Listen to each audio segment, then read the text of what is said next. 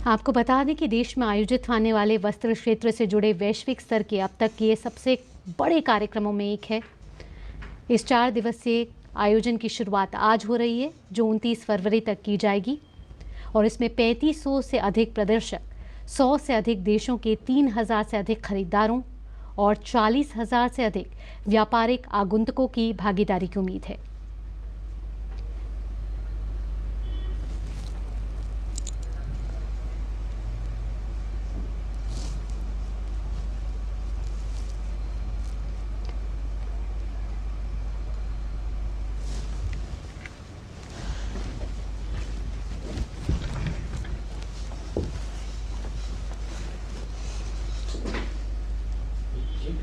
और भारत टेक्स 2024 के शुभारंभ से पहले प्रधानमंत्री नरेंद्र मोदी ने प्रदर्शनी का अवलोकन किया।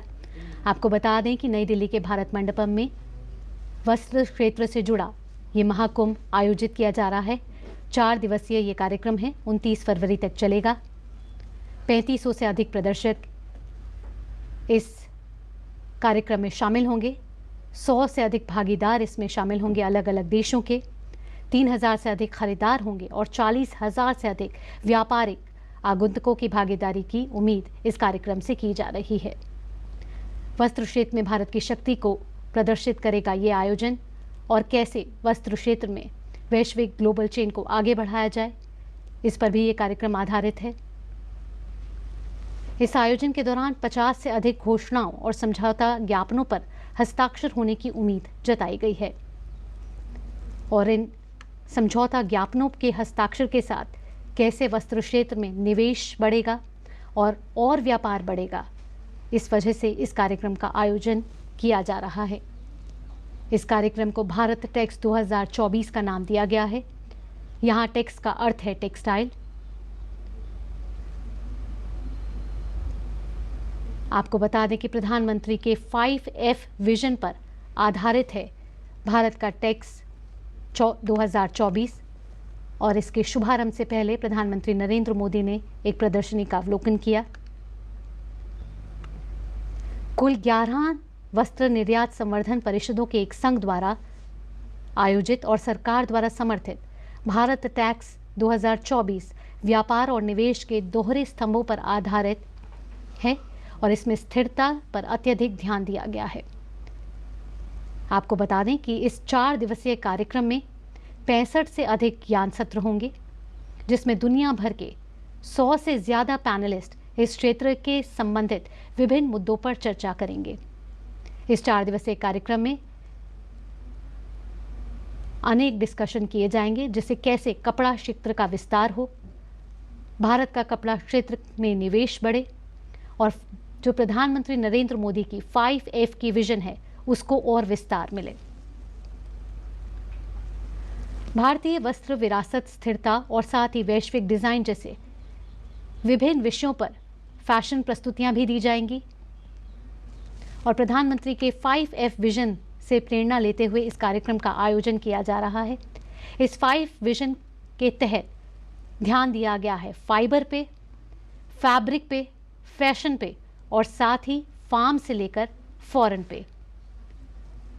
तो ये संपूर्ण वस्त्र मूल्य श्रृंखला को ये जो कार्यक्रम है वो कवर करता है और नई दिल्ली के भारत मंडपम में ये कार्यक्रम 4 दिनों के लिए आयोजित किया जा रहा है।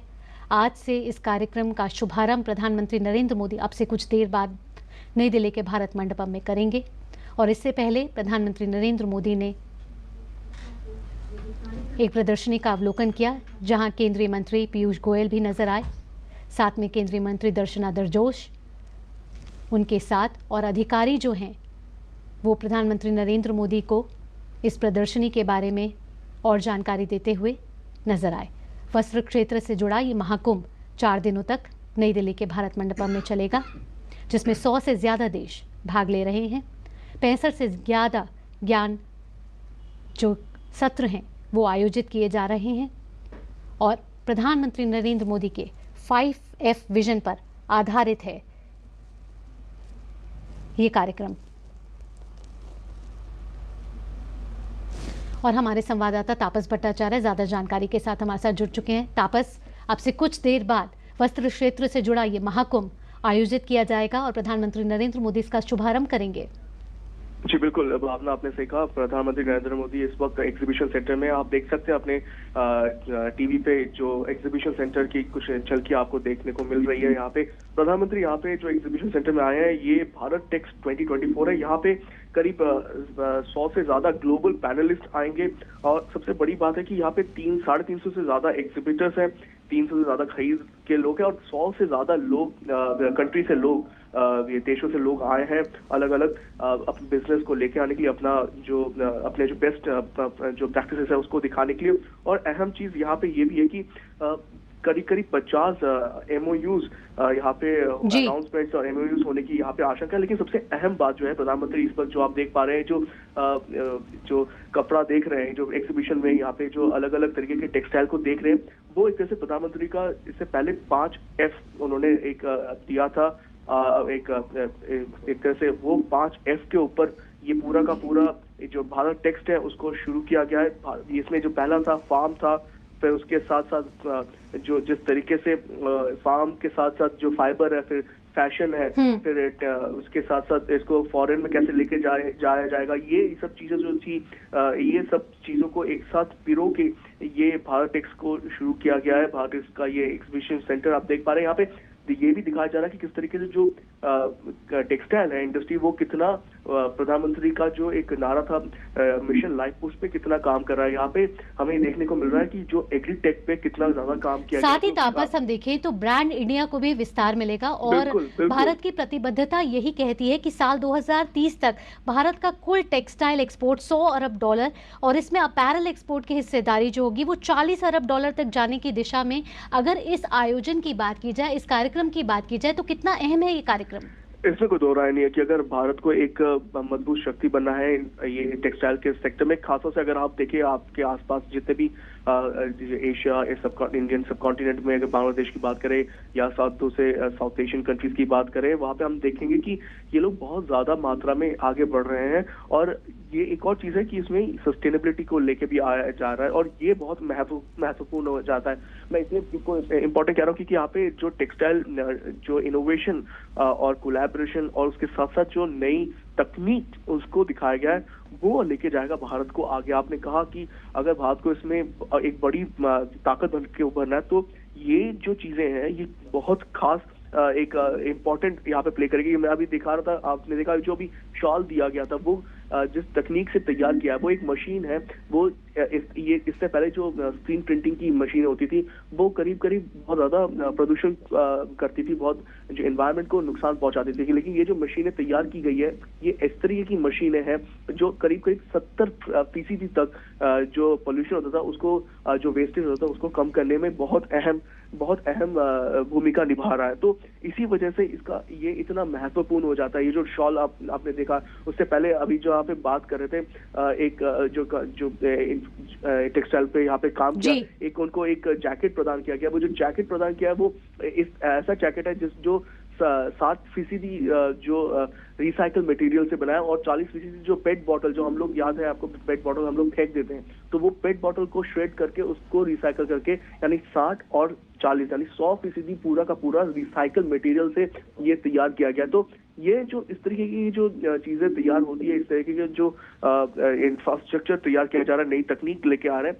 इससे दो चीजें होती है। पहला कि हम लोग जो प्रदूषण हो रहा है या फिर एनवायरनमेंट के प्रति जो सजग है, जैसे प्रधानमंत्री ने खुद ही कहा है कि मिशन लाइफ, सस्टेनेबल लिविंग, ये बहुत महत्वपूर्ण हो जाता है। दूसरा, हम तकनीक ऐसी तैयार कर रहे हैं जिससे कि पूरे विश्व को हम बता सके कि ये है हमारे पास तकनीक, आधुनिक तकनीक, और इसको आप तैयार कीजिए। कपड़े वैसे ही लगेंगे, सुंदर होते हैं, देखने में फैशनेबल होते हैं, लेकिन उसको बनाने में जो तकनीक हो रही है, अब वो तकनीक जो है वो बहुत अलग है। अब जैसे आपके सामने ये जो जैकेट दिया जा रहा है प्रधानमंत्री को, जैसे मैं बता रहा था, ये जो जैकेट दिया जा रहा है, ये अपने आप में ये तैयार किया गया है 100% रिसाइकल मटेरियल से। अब ये 100% रिसाइकल मटेरियल, आप सोचिए अगर कहीं और तैयार किया जाता अगर, तो उसमें जो पारंपरिक तरीके से तैयार किया जाता, तो उसमें बहुत ज्यादा प्रॉब्लम होने की उम्मीदें होती है। जैसे कि इसमें पानी की बहुत खपत होती है, उसमें डाई की यूज होती है, डाई जो होता है वो आर्टिफिशियल होता है। तो ये जो पूरा तकनीक तैयार किया जा रहा है, वो इस तरीके से तैयार किया जा रहा है। जी, तापस, यहाँ मैं ये भी पूछना चाहूँगी कि भारत दुनिया में टेक्सटाइल इंडस्ट्री में तीसरा बड़ा एक्सपोर्टर है।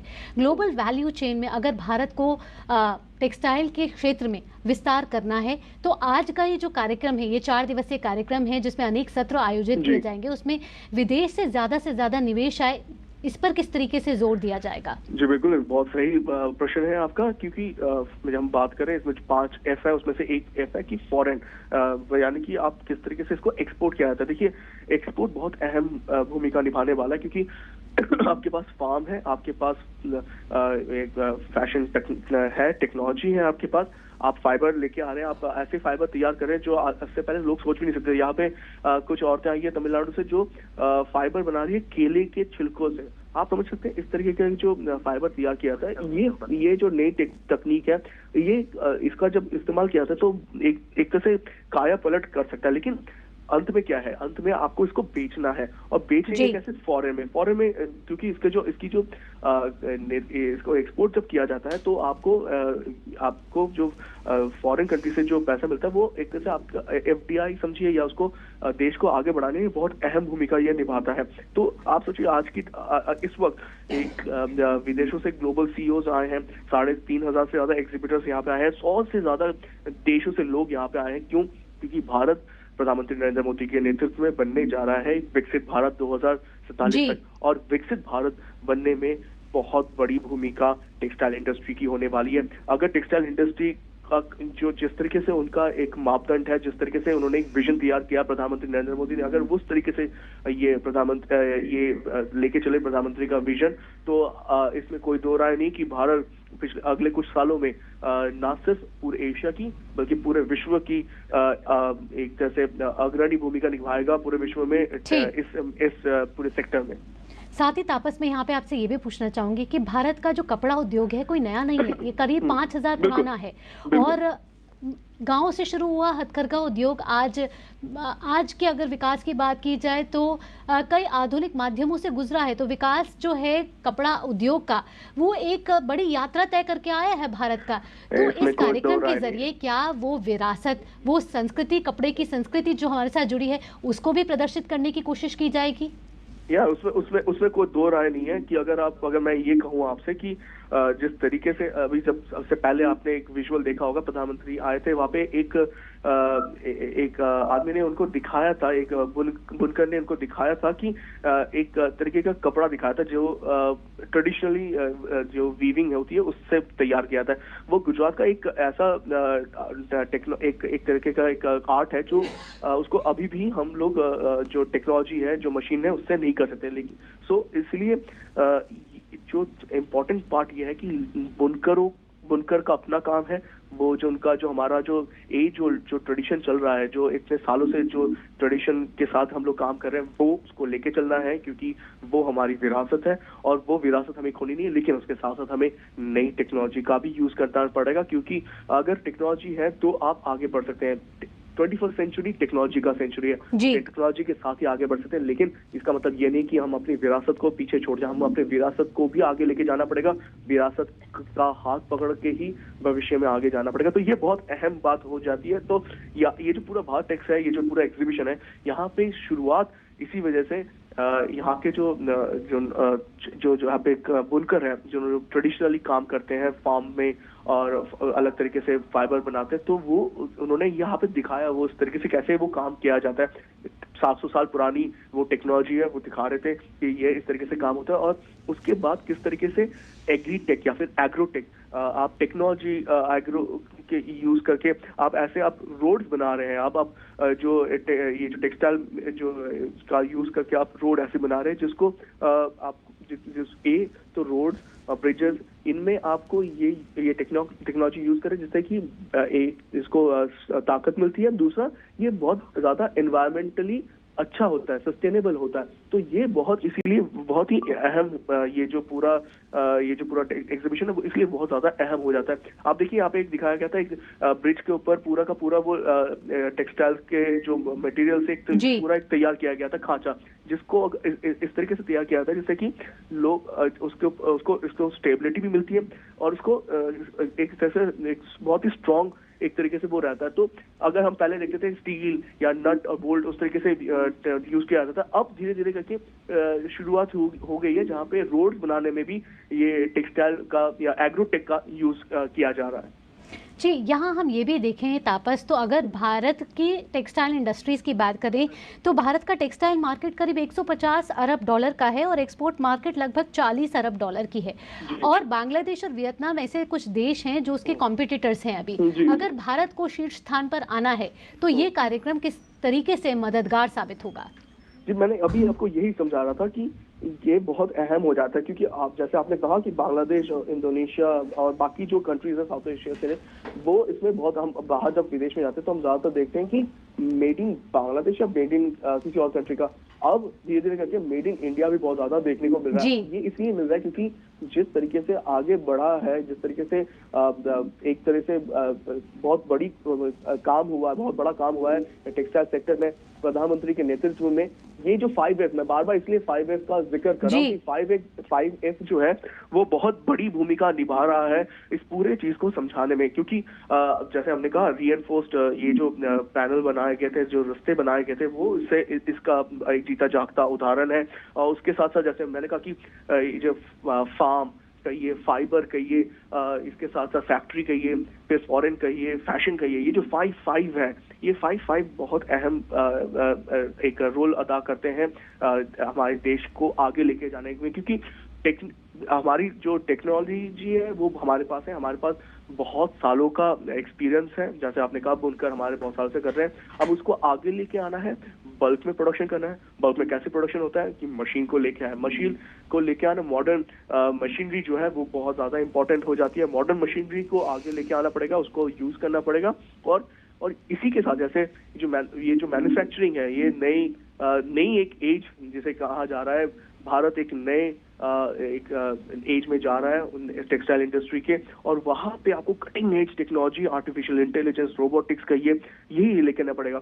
इसके साथ आपको ये भी ध्यान रखना पड़ेगा कि जो एनवायरनमेंट है, जो आपका पर्यावरण है, उसको कोई नुकसान ना पहुंचाया जाए। इसी वजह से इको फ्रेंडली प्रैक्टिसेस ली जा रही है, जैसे वाटरलेस डाइंग की बात करिए या फिर रिसाइकल्ड मटेरियल को यूज करने की बात की जा रही है। तो ये जो ग्लोबल सस्टेनेबिलिटी की जो बातें हैं, जो भी हम जो विदेशों में अभी बात शुरू हुई है, हमारे यहाँ पे प्रधानमंत्री के नेतृत्व में मिशन लाइफ के चलते ये ऑलरेडी शुरुआत हो चुकी है। इस पे ऑलरेडी बहुत काम चल रहा है और ये जो इंडस्ट्री है वो मूव इसीलिए कर रही है। आपने बहुत सही कहा कि अगर हमें अपने जो कंपटीटर से लड़ना है तो लड़ना सिर्फ इसलिए नहीं है कि हमें अपना हमारा एक्सपोर्ट बढ़ाना है, तो हम लेकिन उसके साथ साथ हमें ये भी देखना पड़ेगा कि हम क्या वर्ल्ड क्लास प्रोडक्ट दे सकते हैं, क्या हम वर्ल्ड क्लास प्रोडक्ट को जब ये प्रदर्शनी का अवलोकन प्रधानमंत्री नरेंद्र मोदी कर रहे हैं तो पीछे एक प्रदर्शनी में एक शब्द लिखा हुआ है, वस्त्र कथा, विश्वास, विकास। और ये जो गाथा है ये यही कहती है वस्त्र उद्योग की हमारे, तो विकास भी हुआ है और विश्वास भी बढ़ा है।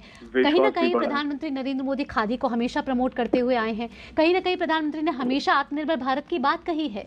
बिल्कुल, इसमें कोई दो राय नहीं कि आत्मनिर्भर भारत होगा तभी आगे जाएगा भारत। और सबसे बड़ी बात है, अगर भारत को नेतृत्व कर रहा है इस सेंचुरी में विश्व का, खासतौर से टेक्सटाइल इंडस्ट्री में, तो ये जो दो तीन चीजें हम बार बार कह रहे हैं, हम अपने जो पुराने जो चीजें हैं उसको भूलना नहीं है, हमें अपनी ट्रेडिशन को भी जिंदा रखना है, हमें ट्रेडिशन को भी याद रखना है, लेकिन उसके साथ साथ हमें कटिंग एज टेक्नोलॉजी पे भी काम करना है। जैसे कि इस वक्त एक जो मशीन देख रहे थे प्रधानमंत्री, वो एक ऐसी मशीन है जो एक तरह से बहुत जल्दी, बहुत मतलब सबसे ज्यादा एक जो प्रोडक्शन है उसको बढ़ा सकती है। प्रोडक्शन बढ़ना मतलब आप और ज्यादा कपड़े बना सकते हैं, और प्रोडक्शन के साथ साथ ऐसा नहीं कि वो एनवायरनमेंट को दूषित करता है, वो पर्यावरण को भी ध्यान में रखता है। उसके करीब जो हमने बात की तो 70% जो डाई है, उस जो प्रॉब्लम आती है, जो एनवायरनमेंट, जो पर्यावरण को नुकसान पहुंचता है, वो जो चीज है उसको भी वो रोकता है। तो इस तरीके की टेक्नोलॉजी जो है वो बहुत अहम हो जाती है। और जैसे मैंने कहा कि अगर आपको आगे जाना है, अगर आपको आगे बढ़ना है, तो आपको ना सिर्फ अपना प्रोडक्शन बढ़ाना पड़ेगा, क्वालिटी ऑफ प्रोडक्शन भी बढ़ाना पड़ेगा, और तीसरी और अहम चीज है कि सस्टेनेबल भी रखना पड़ेगा। तो सस्टेनेबिलिटी, प्रोडक्शन का कॉस्ट, प्रोडक्शन का जो बल्क में प्रोडक्शन है, ये सब चीजें हम लेके आएंगे, और ये सब चीजें इस वक्त भारत टेक्स 2024 पे भारत मंडपम जो है वहां पे हो रहा है। यहाँ पे इतने सारे लोग आ रहे हैं। आप थोड़ी देर में प्रधानमंत्री नरेंद्र मोदी बिल्कुल तापस, साथ अपने ही तापस मैं आपसे ये भी पूछना चाहूंगी कि प्रधानमंत्री हमेशा एक नारा देते हुए आए हैं, वसुधैव कुटुंबकम, the world is one family. प्रधानमंत्री पूरे विश्व को एक परिवार मानते हैं। और अगर हम भारत की बात करें तापस, तो भारत में अलग अलग राज्यों में अगर वस्त्र क्षेत्र की बात करें, पैरल की बात करें, तो आप राज्य बदलेंगे आपका वस्त्र परिधान बदल जाता है, लोक कला बदल जाती है। अगर आप राजस्थान में जाएंगे तो आपको बांधनी मिलेगा, या फिर आप दक्षिण में जाएंगे तो आपका परिधान चेंज हो जाता है। तो इसी विरासत को भी क्या इस कार्यक्रम के जरिए रूबरू कराया जाएगा? इसमें कोई दो राय नहीं है। इस कार्यक्रम में ये भी देखने को मिलेगा अलग अलग जगह से। यहाँ पे हम हैं, इसके ठीक ऊपर एक और प्रदेश एक है, वहाँ पे अलग अलग जो स्टेट्स है वहाँ से लोग आए हैं। उन्होंने अपना भी अपना जो प्रोडक्ट है वो लेके आए हैं, क्योंकि हर जगह का अलग मायना है। आपने कहा कि एक आप थोड़े कुछ किलोमीटर आगे चले जाए, आपको वहाँ की बोली, आपका खाना, वहाँ का पहनना सब कुछ बदल जाता है। और मैं ये बताना चाहूंगा कि ये जो टेक्सटाइल जो प्रोडक्शन है, अगर हम पिछले 3 सालों की बात करें, पिछले 3 सालों में करीब करीब आप समझिए डबल से भी ज्यादा ऊपर प्रोडक्शन चला गया। टेक्सटाइल मशीनरी प्रोडक्शन की बात कर रहा हूं मैं यहाँ पे। तो आप सोचिए एक जमाना था जब 12,000 के करीब प्रोडक्शन कैपेसिटी थी, अब वो 20,000 के ऊपर प्रोडक्शन कैपेसिटी चल गई अगले पिछले 2 सालों के अंदर। स्पिनिंग की बात करें, वीविंग की बात करें, सिंथेटिक जो मटेरियल है उसकी बात करें, गारमेंटिंग की बात करें, प्रोडक्शन जो है वो हर एक जो लेवल पे हमने देखा है कि वो बड़ा है। और सिर्फ प्रोडक्शन की बढ़ने की बात नहीं है, इसको सस्टेनेबल भी बनाया जा रहा है। वो सस्टेनेबल जो है वो इम्पोर्टेंट है। साथ ही तापस यही नहीं, अगर हथकरघा उद्योग की भी बात करें तो पिछले कुछ वर्षों में जिस तरीके की तमाम योजनाएं आई हैं, लोन की सुविधाएं मुहैया कराई जा रही हैं हथकरघा उद्योग के लोगों को, तो किस तरीके से प्रधानमंत्री नरेंद्र मोदी के कार्यकाल में हथकरघा उद्योग, कपड़ा क्षेत्र को बढ़ावा मिला है? इसमें कोई दो राय नहीं है कि ये जो पूरा का पूरा सर्कुलर इकोनॉमी है, एक तरह से इसको बहुत बड़ा एक पुश मिला है प्रधानमंत्री के जरिए। क्योंकि मैं आपको बता रहा हूँ, मैंने अभी 2 औरतों से बात की जो एक गांव से आती है। उन्होंने कहा कि हम लोगों ने शुरुआत की जो ऑर्गेनिक फार्मिंग के जरिए, ऑर्गेनिक फार्मिंग से हम लोगों ने कॉटन उगाया, और सिर्फ उगाया है नहीं, उससे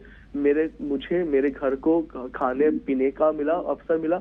उसके पैसे भी सरकार ने हमें दिए कि जिस तरीके से आप उस ऑर्गेनिक फार्मिंग करनी चाहिए उसके पैसे भी सरकार की तरफ से आए। और दूसरी चीज है कि तो उससे उन्होंने ना सिर्फ अपना घर तैयार किया, बल्कि एक तरह से समाज में भी अपनी एक इज्जत बनाई है। इसके साथ साथ जैसे मैंने कहा, तमिलनाडु से भी हम लोगों से मिले। वो तमिलनाडु से जो लोग आए हैं उन्होंने कहा कि हम लोग बनाना जो है केला, यानी केले से जो फाइबर बनाते हैं वो आजकल बहुत विश्व प्रसिद्ध है। तो ये जो आप सोचिए, पहले कौन सोचता था, कहते थे केला खाए और छिलका फेंक दीजिए। अब छिलके को फेंकना नहीं है, अब उस छिलके का भी प्रोडक्ट बनाया जा रहा है, मैन्युफैक्चरिंग किसी फाइबर बनाया जा रहा है। अब फाइबर भी ऐसा फाइबर है जो विश्व में उसकी अच्छी खासी उसकी पहचान है। तो ये बहुत महत्वपूर्ण है। तो दूसरी चीज है कि फैशन के लिए फैक्ट्री चाहिए। फैक्ट्री में ये पूरा का पूरा जो फाइबर आता है वो चेंज होता है। अब फैक्ट्री में भी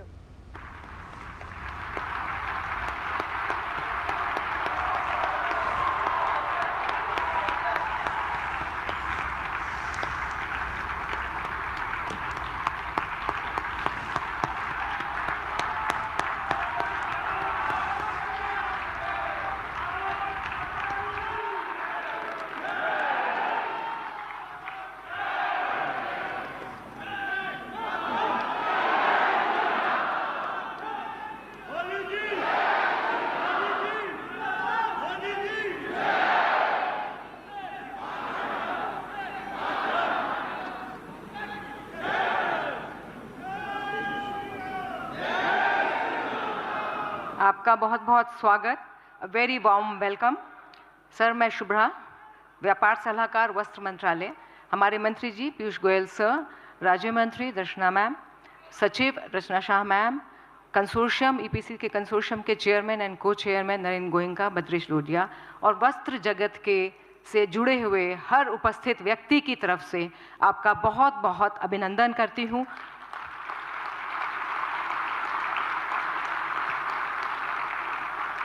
हमारे इस भव्य समारोह में सर आपके आने से 4 चांद लग गए हैं।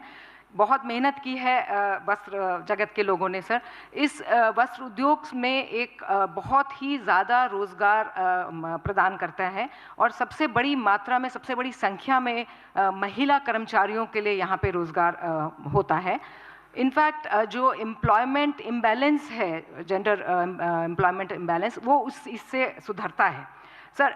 काफ़ी मजबूत है वस्त्र उद्योग हमारा, और आज आपकी उपस्थिति से इन लोगों का जो विश्वास है, जो मजबूती है, उसमें और ज़्यादा मजबूती आ गई है सर। आपकी अनुमति से अब मैं उद्योग के चहेते मंत्री जी पीयूष सर से को आमंत्रित करती हूँ संबोधन के लिए।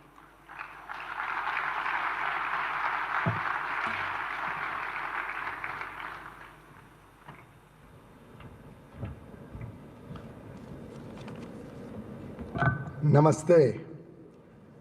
भारत के तपस्वी, यशस्वी और विश्व के सबसे लोकप्रिय नेता प्रधानमंत्री श्री नरेंद्र मोदी जी